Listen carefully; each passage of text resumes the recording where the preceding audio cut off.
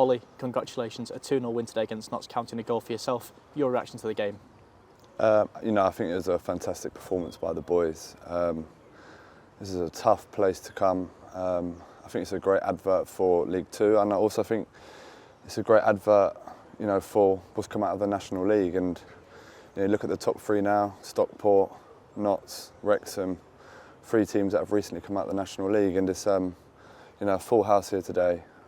Tough place to come, and it's a fantastic 3 points for us. The game that was evenly balanced when you came onto the pitch. What's it like entering a sort of game like this, coming off the bench? Do you know how hard it is to get your second win sometimes? Gaffer screamed at me to run a bit more, but trying to get your second win is hard in a game like this. It's such a fast tempo. Notts moved the ball so well.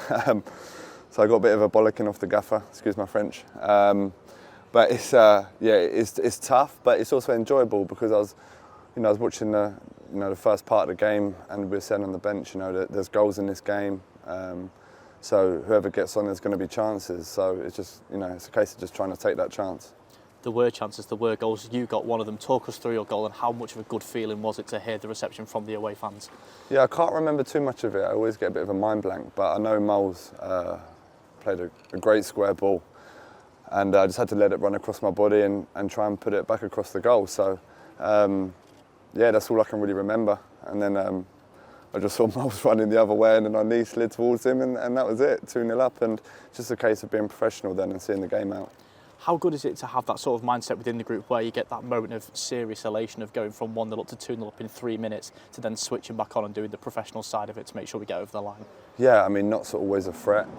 Got to be totally honest, they had a few chances in the game as well. So, with the players that they've got, don't forget Arthur made an unbelievable save there in the second half. I don't know if we were 1 or 2-0 up at that point, but it doesn't matter.